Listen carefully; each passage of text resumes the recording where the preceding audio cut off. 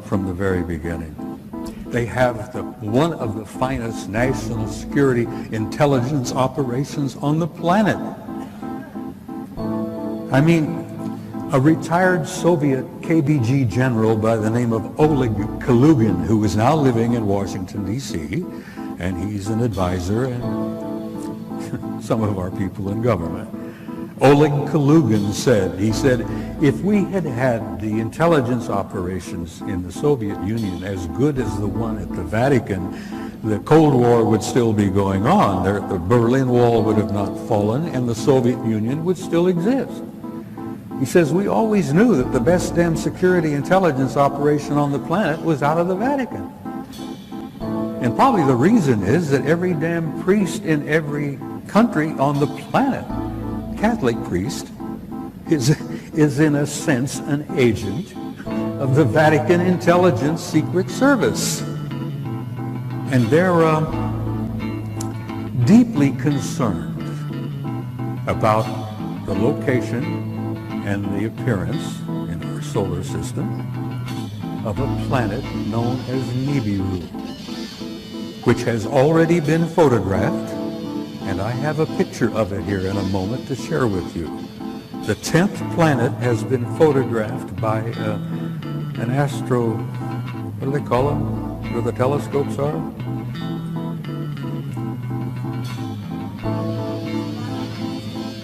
Well, anyhow, they've taken pictures of the damn thing in southern Chile because it has appeared below the ecliptic in the southern hemisphere.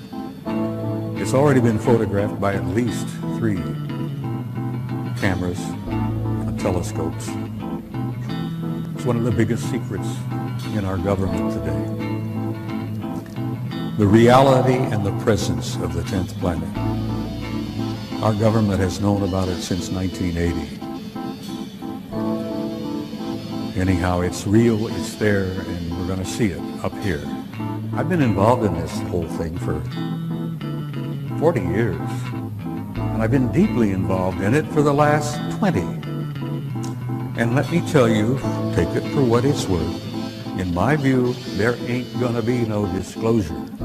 Not like they expect. They expect the government to someday have a news conference and stand up and say, hey, we got a little surprise for you. Guess what? We've been keeping it from you. We're sorry about that, but it was for your own good, you know. You guys weren't ready for this. You probably couldn't handle it. So, but now we're going to tell you, oh yes, aliens are here. They've been here for quite a while. They're all over the place. Well, they are indeed all over the damn place. But you're not going to get a government disclosure because that's not how government works. First of all, they're a bunch of nitwits in some cases. They're not capable of giving you a disclosure and doing it in a sensible, thoughtful, caring way. For a lot of reasons. One of the reasons is that they don't want to admit to you they've been lying to you for over 60 years. And then the other thing is that they are really a little bit uncertain and frightened themselves because the true scope of their awareness and what they know still has them in a state of shock. An event took place in California in 1954 at an Air Force base known as Muroc. This event had been planned and orchestrated by sensitive military, primarily naval individuals. And what it was essentially is that Eisenhower got aboard his plane, went out to this Muroc Air Force Base with a whole passel of guys from his administration, and including the Archbishop or Cardinal or Bishop of Los Angeles, a guy by the name of McIntyre. And this thing had been orchestrated and organized for some time because there had been communications between individuals in naval intelligence. And I say naval, and I say this again and again and again. My kid retired as a senior officer from the Navy just in November. The Navy has been up to here this whole program from the very beginning, and they actually run the operation over at Groom Lake. That is 4. Anyhow, this event took place. I've had verification and proof that it actually transpired from sources impeccable. They flew Ike out there. Supposedly he was visiting a dentist. He had a problem. Well, bless his heart, he really did have a problem. When this is over, he ended up having a coronary. That impact upon him was so powerful that he ended up having a heart attack. Anyhow, what transpired in April 1954? A group of others, I hate the word alien, I don't even like the word ETs, but whatever term you care to use, they came in. There were 3 ships. They were golden in color. They were discs primarily, circular discs, but they were fat discs. They had a high dome on the top and they had a big dome on the bottom. And these golden metallic discs came in, 3 of them, and they circled over the runway. Made several passes. And Ike and this whole crowd are standing there with, mouths dropping open. We had some generals, we had some admirals, and we had a couple of church authorities there, and poor old Ike. And these guys circled around for a time, and then one of the ships came in and landed on the tarmac right in front of the hangar where the receiving party, the welcoming party, was located. And they had cameras set up. There were at least 4, maybe 5 cameras. Everything was on film. All of the sounds, they picked up every word that was said. One of the ships come over and lands right in front of the hangar. The other 2 ships stayed hovering over the runway during the entire process. The stories I've heard from people I trust in that the whole thing went 3 days. There was a lot of exchange. And your country hasn't been the same since. You talk about black government, shadow government. Ladies and gentlemen, you have no idea how damn black it is. The government you think you got is not the government you've got.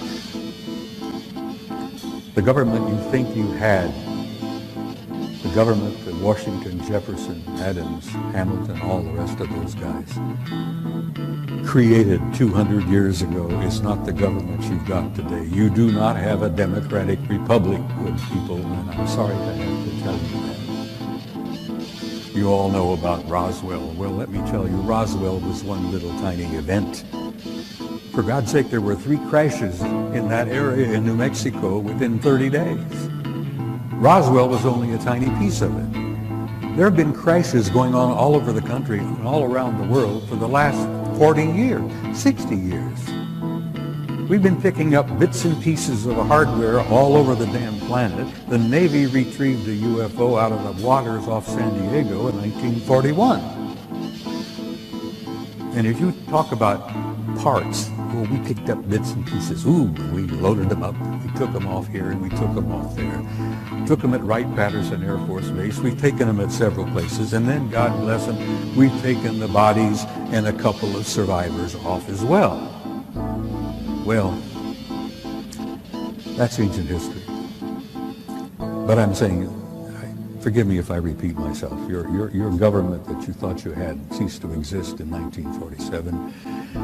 And 1947 was also a year where we created the Central Intelligence Agency, we created the National Security Organization, and we also signed a pact called the UKUSA Pact, UK-USA.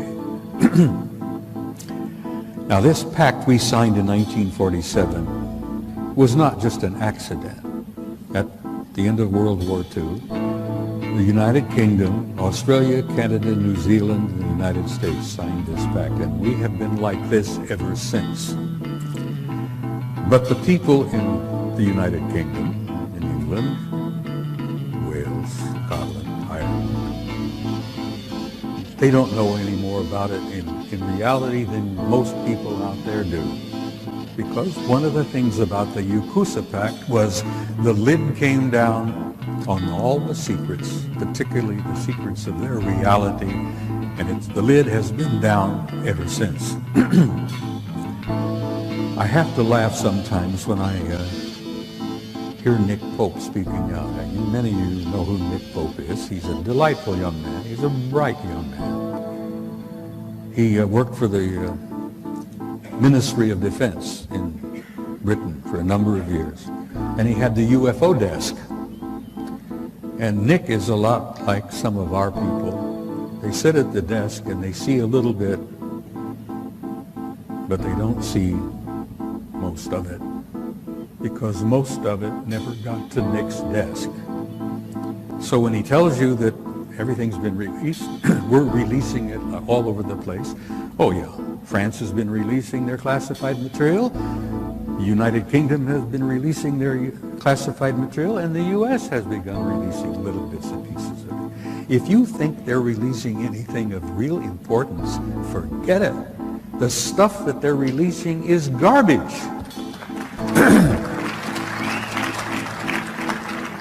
Nick, forgive me wherever you are at this moment. I'm not putting you down. Most of the stuff they're releasing is garbage. The only bit of information that came out of France recently that was of any information or of any value was a report they called the Cometa report. And many of you, I'm sure, are familiar with that. A number of retired French admirals and generals and scientists got together and put together a 30 or 40-page document called the Cometa report about what they considered to be the reality of the extraterrestrial presence, which is a term I like to repeat from time to time, the UFO matter.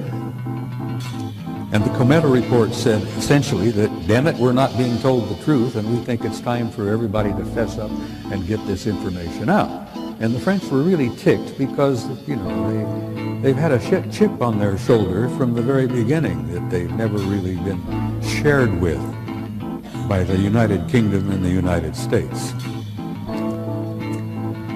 So Washington was not sending anything to shape headquarters about the UFO matter, where these things were flying all over Central Europe back then. Gordon Cooper admitted to me, he said, you know, I was flying jet fighters over Europe in the 50s, and they were all over the damn place. We wondered then what they were all about. Well, bless his heart, Gordon now knows the answer. Oh, where were we? I was rambling, excuse me. We were talking about disclosure. There are lots of different things that have been happening. Let me get to some of this material here. One of the things that ticked me off the most is a little document known as Executive Order. I have in my fingers, I sound like one of those guys on TV. I have in my greasy fingers here an Executive Order, copy of it. This was signed by Slick Willie.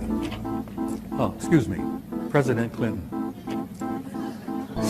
Slick Willie signed this on September the 29th, 1995. An executive order is something that you may not be aware of. An executive order is probably the most powerful piece of paper there is in our government. A president sits down, comes up with an idea, he has something he wants to do, he puts it on paper, he signs it, that becomes law. Nobody in Congress has to talk about it. Nobody in Congress is asked to see it. Nobody in Congress has to give approval to this, because when the president signs it, it becomes law. Now that in itself, good God, Washington, Jefferson, Hamilton, those guys are spinning in their graves, I think. The fact that we've reached this point where an imperial president can sit in his office at 1600 Pennsylvania Avenue and sign an executive order which becomes the law of the land, and you cannot argue with it. This particular one that's Clinton signed in September of '95, wiped away every rule in the Environmental Protection Act. There were a bunch of guys over here, not too far away, at Groom Lake, Site 51, who were dying horrible deaths because they had been exposed to something, smoke, chemical, whatever, during their job. And these guys, the flesh was falling off their bodies. Their skin was rupturing. The flesh was falling. They were in incredible pain, and they were dying. And their doctors and some attorneys tried to find out what it was that was causing this. If the doctors could find out what was causing it, they could possibly help those guys deal with this, and they could come up with some way of treating them.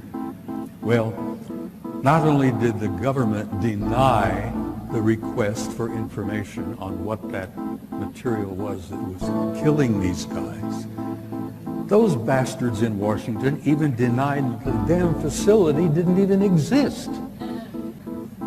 And this is after the Soviets had taken photographs from orbit proving the existence of Groom Lake and Site 51.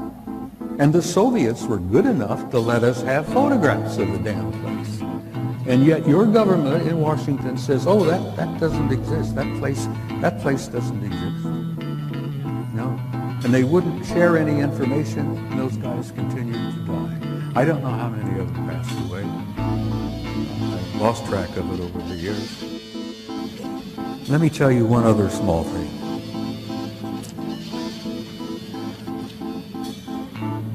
A retired scientist by the name of David Froning, who is alive and well and living outside of Flagstaff, Arizona today.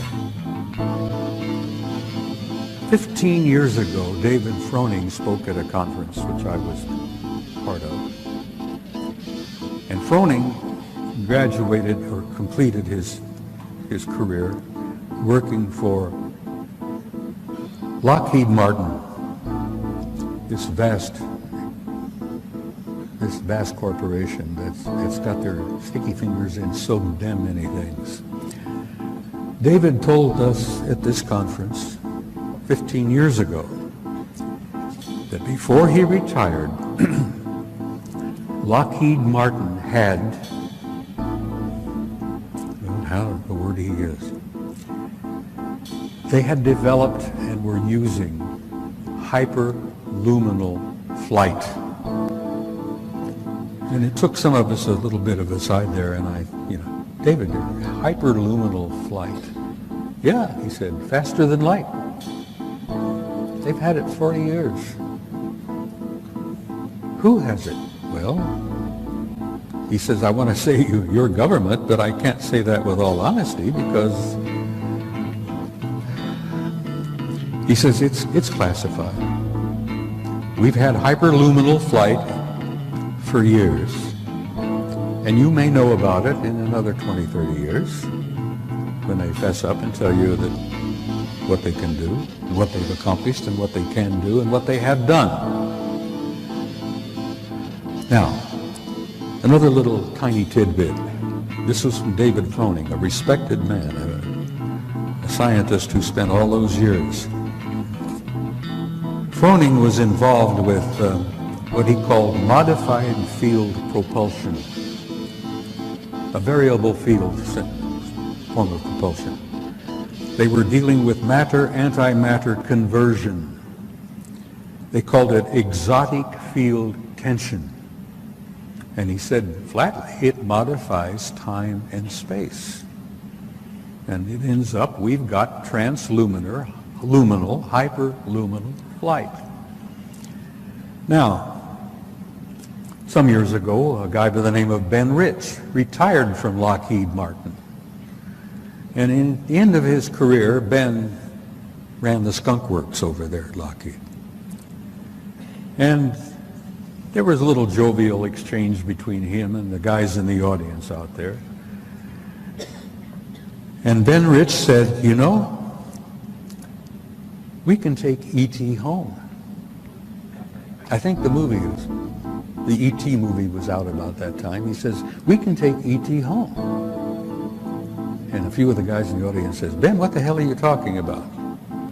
Oh, he said, let me tell you, we've got stuff you wouldn't believe.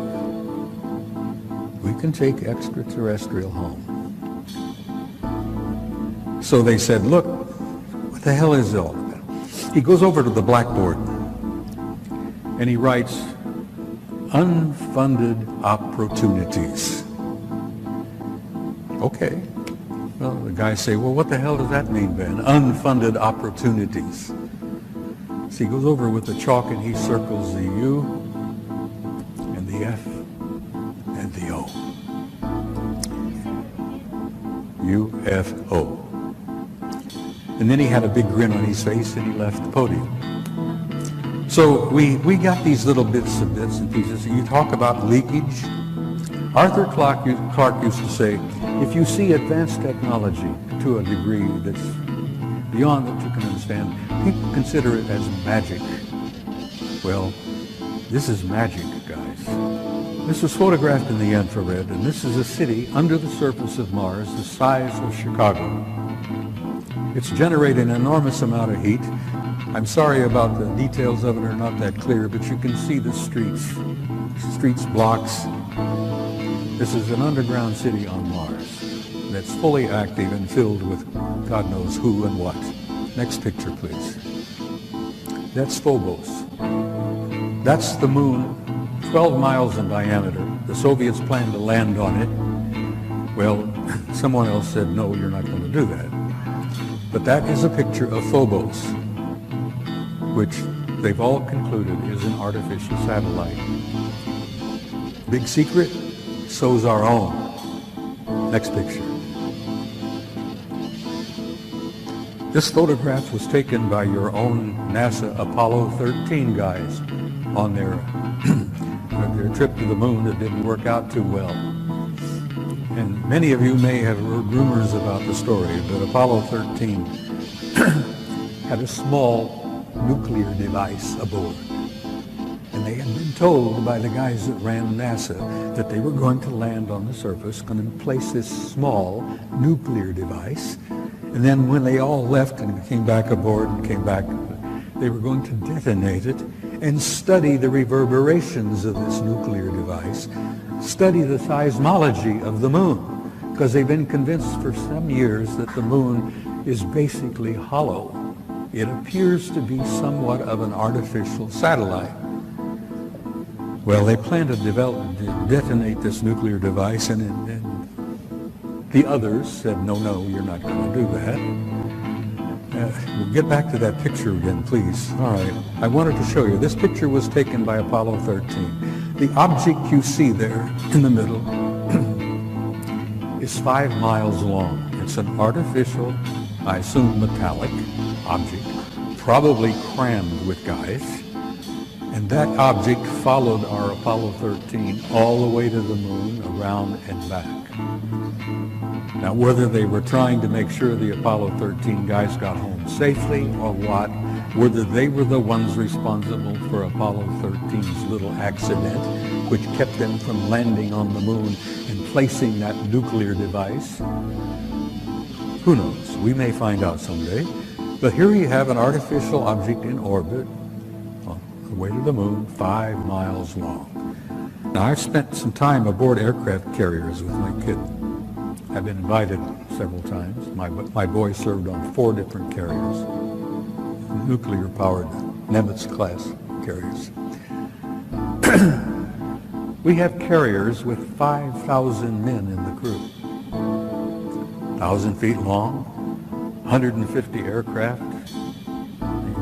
There's snack bars, dining rooms, accommodations, this and that. Can you imagine the accommodations on an object? I like to think that, there's McDonald's, bowling alleys, God knows what. I'm sure they have a fairly good life out there. Anyhow, aboard an object 5 miles long, I've tried, in the time I had, to do 2 things. to impress upon you the reality of the extraterrestrial presence, the ones I refer to as the others. I hate the term alien. I hate the term UFO. There are no UFOs. We've known what they are for years and years and years. Some of them are ours. Some of them are theirs. There are no unidentified flying objects out there. They're all identified. I've tried to impress upon you the seriousness of it, the seriousness of the cover-up and the lies they've been telling you, the importance of why you need to know as much as you can know.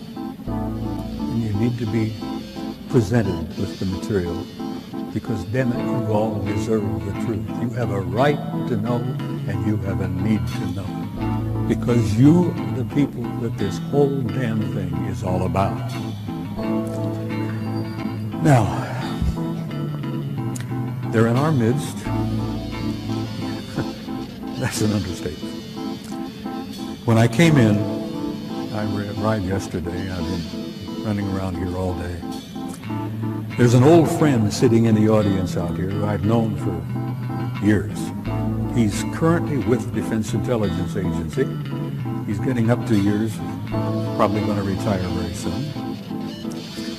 And I've met him many times. We've shared a lot of information. There is another young man in the audience here who I will not point to because I can't see a damn thing with those lights, who is from National Security Agency, and he and my old friend were not aware of the other one being present here. But the one that's most redeeming and most exciting for me is there is a couple here who look like they're in the mid-40s. They look like a husband and wife. Nice-looking people. Very nicely appearance. As I said, their appearance is like a husband and wife. They're sitting together.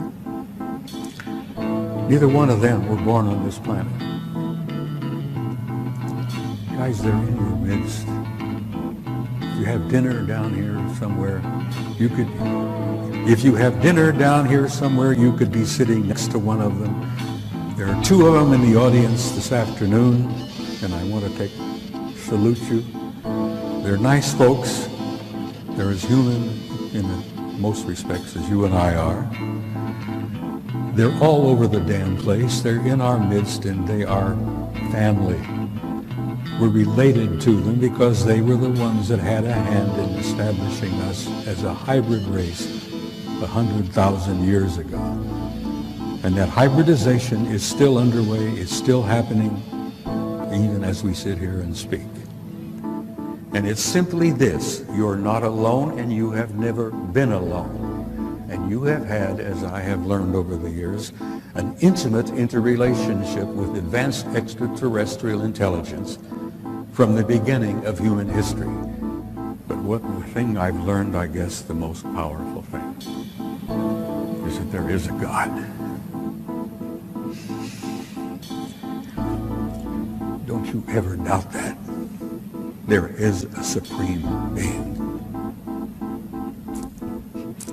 And you're all a part of that because there is a spark of that divinity flashing and burning in every one of you. It's known as your soul, your immortal soul. I want to say something in closing. I want to try to communicate to you how much you people have meant to me over the years. I want you to know how much you all have meant to me over the years. Your support, your encouragement, and your warmth is only the one thing that's kept me going. I want you to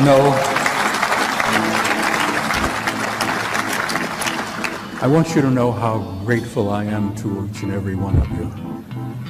You are friends. Ti amo.